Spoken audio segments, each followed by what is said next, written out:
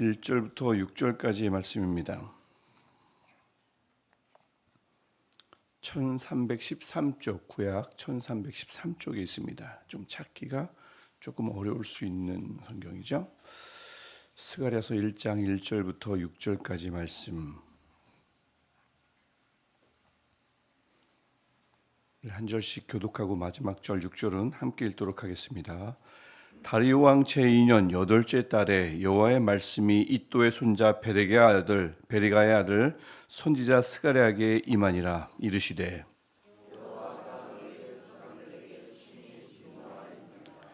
그러므로 너는 그들에게 말하기를 만군의 여호와께서 이처럼 이르시되 너희는 내게로 돌아오라. 만군의 여호와의 말이니라. 그리하면 내가 너희에게로 돌아가리라. 만군의 여호와의 말이니라.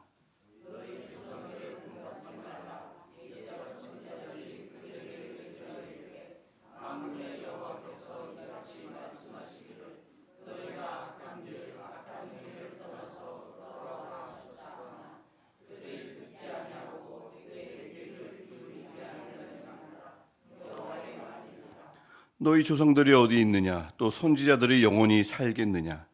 내가 나의 종 선지자들에게 명령한 내 말과 내 법도들이 어찌 너희 조상들에게 임하지 아니하였느냐? 그러므로 그들이 돌이켜 이르기를 만군의 여호와께서 우리 길대로 우리 행위대로 우리에게 행하시려고 뜻하신 것을 우리에게 행하셨도다 하였느니라. 아멘. 오늘 새벽을 깨우신 하나님께 감사를 드리며 무엇보다 또 오늘 월요일로 이 새벽을 통해서 한 주를 시작하는 모든 분들에게 하나님을 더 깊이 아는 삶이, 하나님을 더 깊이 아는 복이 임해서 그 하나님을 아는, 우리가 아는 하나님으로 말미암아 한 주를 넉넉히 이기는 저와 여러분 되시기를 축복합니다.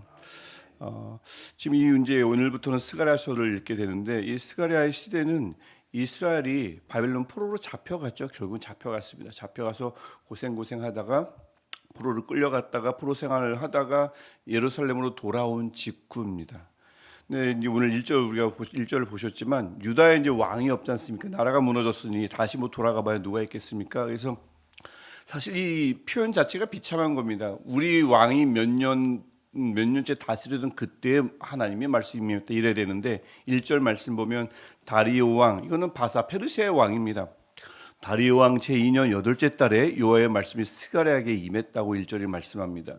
유다의 왕이 없으니까 시점을 자신들을 다스렸던 나라의 왕의 통치 시기로 표현하고 있는 것을 볼 수가 있습니다. 그러니까 표현 자체만으로도 이스라엘은 지금 완전히 무너진 상태였다, 다시 돌아왔지만 황폐하다라는 것을 보여주고 있죠. 비참한 삶인 거죠. 왕이 없지 않습니까? 그래서 이때는 약 BC 520년경을 가리킵니다. 드디어 이스라엘 백성들이 포로 신세에서 해방됐어요. 기대 잔뜩 부풀어서 예루살렘으로 돌아왔겠죠. 물론 많은 사람들이 돌아오진 않습니다. 남아있는 사람들이 더 많았지만 그래도 돌아오라는 하나님의 말씀을 기억해서 예루살렘으로 돌아왔습니다. 돌아와서 무엇을 했겠습니까? 내 땅은 어디 있을까? 내 집은 그대로 있는지, 다 무너졌으면 어디에다 집을 지으면 좋을지, 뭘해서 먹고 살지, 그동안 끊어졌던 삶이 다시 시작된단 말입니다. 그동안 누리지 못했던 것들이, 그동안 이 일구 나가지 못했던 것들이 다시 이제 시작하니까 이것을 어떻게, 이 새로운 삶을 어떻게 시작하면 좋을까 아주 궁금해하고 기대 가득 부풀어 올랐을 무렵, 이 바로 이제 스가랴서가 시작될 무렵입니다. 말씀이 시작될 무렵입니다. 근데 하나님은 사실 스가랴에게 나타나시기 전에 2달 전에 먼저 학기에게 나타나셔서 말씀하신 적이 있습니다. 학기서 1장 1절을 보시면 똑같이 다리오 왕 제2년까지는 똑같은데 우리가 방금 읽었던 스가랴서 1장 1절은 8째 달이죠. 학기서 1장 1절은 6째 달입니다. 6째 달에 여호와의 말씀이 학기로 말미암아 하면서 진행됩니다. 그러니까 2달 전에 스가랴에게 말씀하시기 2달 전에 먼저 학계에게 먼저 말씀하셨습니다. 그때 무슨 말씀을 하셨냐면 학기서 1장 내용을 보시면 잘 아시는 말씀입니다. 성전이 무너졌는데 너희가 판벽한 집, 좋은 집에 거주하는 것이 옳으냐라고 말씀하십니다. 그러면서 성전을 건축하라라고 8절 이하에서 좀 명령하시는 것을 볼 수가 있는데, 그래서 그렇게 하나님은 학계에게 성전을 건축하라고 말씀하시고 나서 2달이 지날 무렵에 이번에 스가랴에게 말씀하시는 것입니다. 그러니까 그때쯤이면, 지금 스가랴에게 말씀하실 때쯤이면 이스라엘 사람들은 뭘 하고 있었을까요? 한참 성전을 짓고 있었습니다.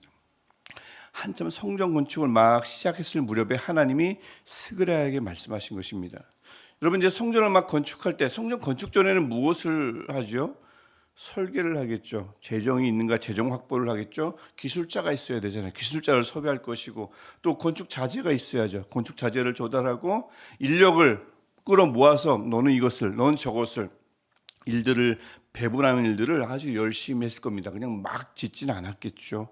건축을 준비하는 과정을 아주 길게 거쳤을 것이고, 그다음에 이제 2달 정도 됐을 겁니다. 그다음에 건축 준비가 됐으면 이제 건축을 시작할 텐데, 그때 사람들의 모든 관심은 온통 건축, 이 성전 짓는 일에 온통 집중해 있었겠죠. 완전 온통 쏠렸습니다. 관심이 제대로 땅을 고르고 있는지, 잘 기초를 쌓고 있는지, 건축 자재는 제대로 공급되고 있는지, 모든 사람들의 온통 그 신경이 성전 건물을 세우는 과정에 확 집중되어 있었을 것입니다. 그래야 성전 건물이 튼튼하게 서니까, 그래야 다시는 무너지지 않으니까요. 그런데 성전 건축을 명하신 하나님이, 정작 그 하나님이 말씀하시는 성전 건축 과정이 다른 것입니다. 한참 건축에 열을 올려야 할 시점에, 그래서 그쪽에 신경을 곤두세우고 있는 이스라엘 백성들에게 하나님은 벽돌을 똑바로 세워라, 재정을 확보해야 한다, 땅은 더 파라, 기둥 똑바로 세워야 한다, 이런 말씀을 하시지 않고 하나님은 2절에서 이렇게 말씀하십니다. 여호와가 너희 조상들에게 심히 진노하였느니라.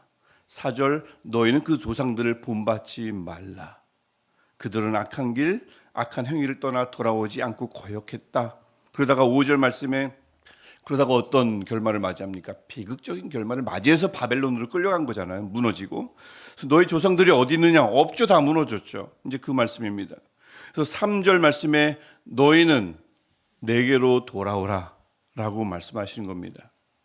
성전을 재건해야 하는 이들에게 그렇게 명령하셨으니까, 성전을 건축해야 하는 이들에게 성전 건축 기술을 계시해 주시거나, 사람을 채워주시거나, 가장 필요한 재정을 채워주시거나, 이런 약속 대신, 이런 하나님의 기적적인 역사 대신 하나님은 뜬금없이 너희는 돌아오라, 내게로 돌아오라고 말씀하십니다. 성전 건축이 시작될 즈음에 하셨다는 것이 굉장히 중요한 거죠. 게다가 이스라엘 백성은 지금 바벨론에서 하나님이 계신 예루살렘으로 이미 돌아온 상태입니다. 이미 돌아온 이들에게 돌아오라고 말씀하시는 겁니다. 무슨 뜻일까요? 예루살렘으로 돌아왔다고 하나님께 돌아온 것이 아니라는 뜻이죠. 그들은 예루살렘이 아니라 하나님께 돌아가야 했던 것입니다. 그러니까 내가 어디에 있느냐 보다 나는 하나님과 어떤 관계인가가 더 중요하다는 거죠.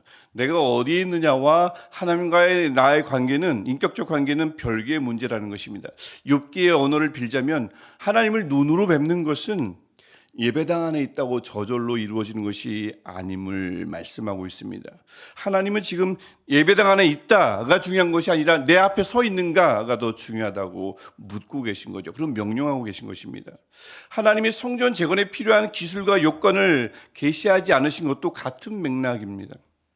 공동체의 재건을 위해서 성전을 재건하는 것은 중요하죠. 하나님이 명령하셨으니까 명령에 따라야 되는 것입니다. 중요한 것입니다. 하지만 보다 중요한 것은 성전 재건에 있어서 가장 중요한 첫 번째 단계는 백성들의, 그 사람들의 내면이 다시 세워지는 것, 내면이 회개하는 것, 내면을 회개를 통해서 다시 건축하는 것을 하나님이 가장 중요하게 여긴다는 것입니다.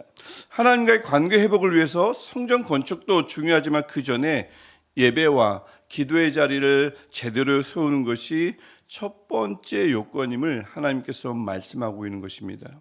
나라는 성전이 먼저 재건되어야, 이것이 먼저 우선되어야 그 다음에 성전이 건축될 수 있고 그 성전이 의미가 있다고 하는 말씀이신 거죠.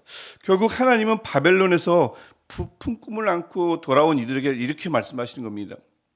삶이 끊어졌다가 새로운 삶을 시작하는 이들에게 막 부푼 꿈을 앓고 어떻게 살아갈 것인가, 어떻게 살면 더 행복할 것인가, 이제는 이 나라를 잃지 말아야 되는데, 하나님 앞에 온전히 서야 하는데 어디서 어떤 삶을 살면 좋을까, 그래서 완벽한 집을 막 짓고자 하고 막 할 때, 그때 하나님께서 말씀하시기를 그동안의 삶이 끊어진 것을 하나님은 알고 있지만 그럼에도 불구하고 가장 먼저 할 일은 예루살렘이 아닌 하나님께 돌아가는 일이며 성전 재건에 앞서 내 마음의 성전이 재건되어야 함을 하나님께서 말씀하고 있습니다.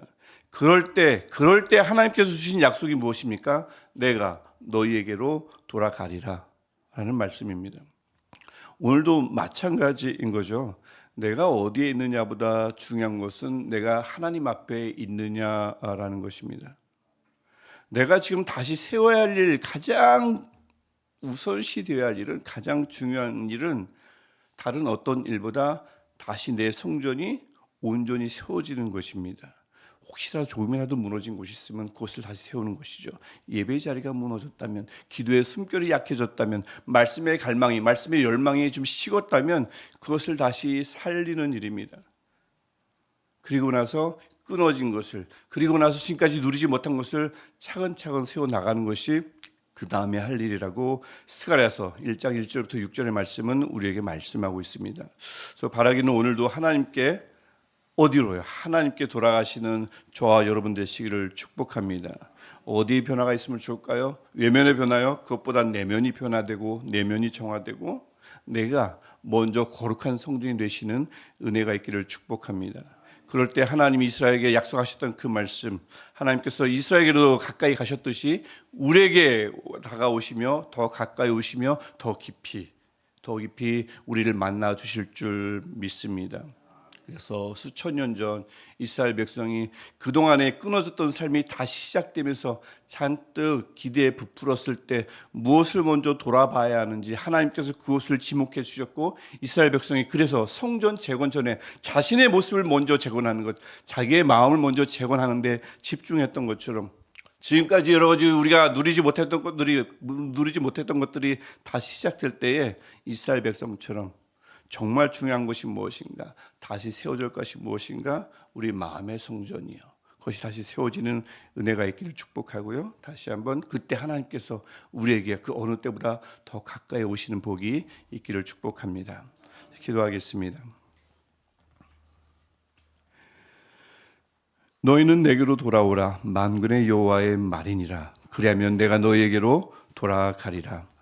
하나님, 오늘도 우리가 예루살렘도 아니라 그 어느 것도 아니라 하나님께, 나의 주님께 돌아가길 원합니다.